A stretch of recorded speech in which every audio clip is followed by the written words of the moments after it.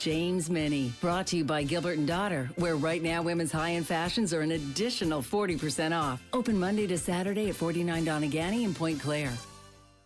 This is Montreal Now with Aaron Rand and Natasha Hall. CJAD 800.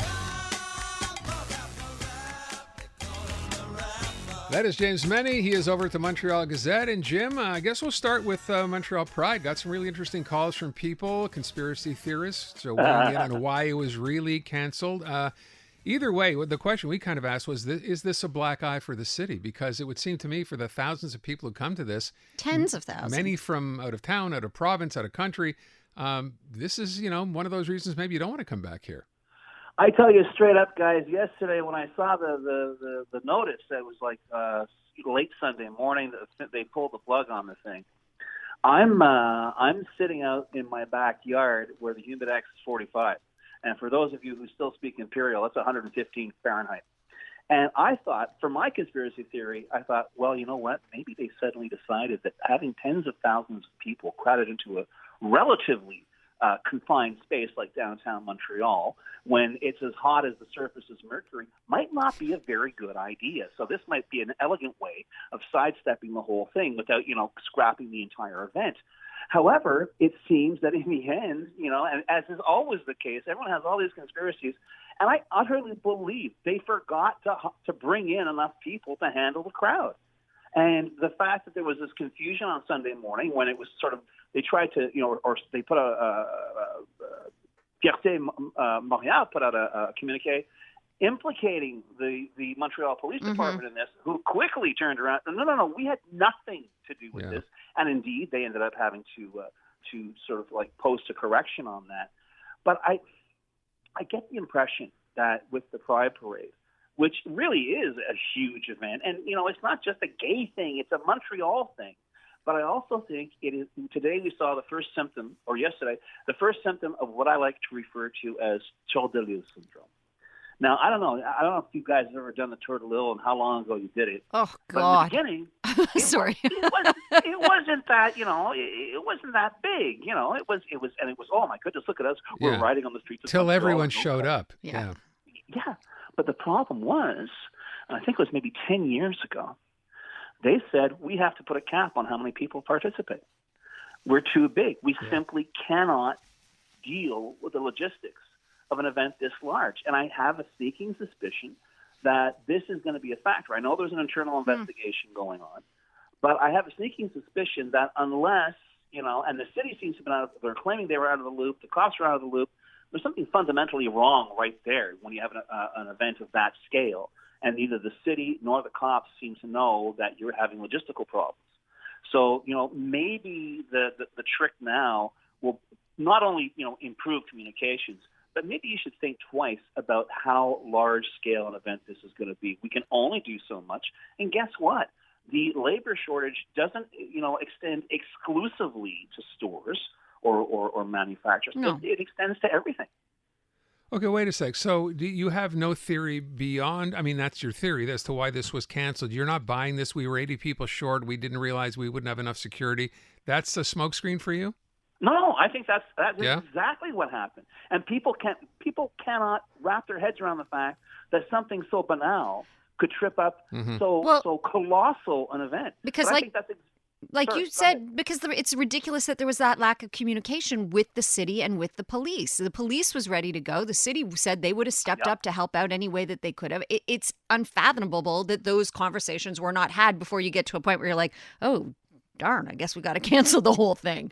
But unless, Natasha, the organizers themselves didn't understand the scale of this. They didn't understand how big. They're used to doing it, but they just didn't realize what a mega event the parade is.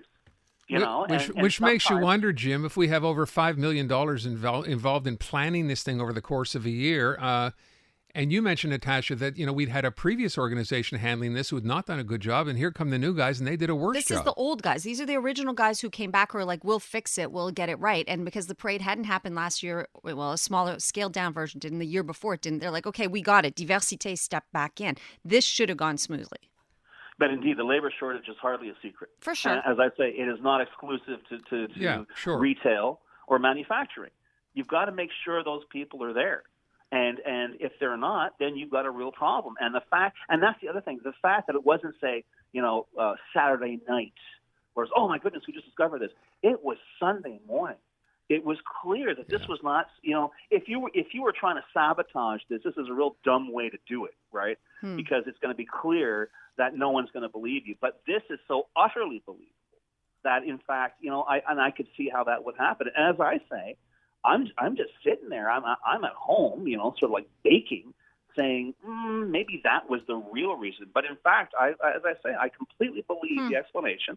They were simply short people to control that crowd, because it's not just cops. You've got to be, you've got to have, people on top of the traffic, and a parade, especially a parade of that scale. You've got to have, somebody like every 2 floats or every 2 feet. So clearly that wasn't in the cards. Somebody goofed. And as you say, it is a black eye for the city. It's more of a black eye for the organization. Yeah. But I would suspect that this is the last time this is going to happen. But even if the city sort of like takes a real active role in the organization of this, which to me makes perfect sense.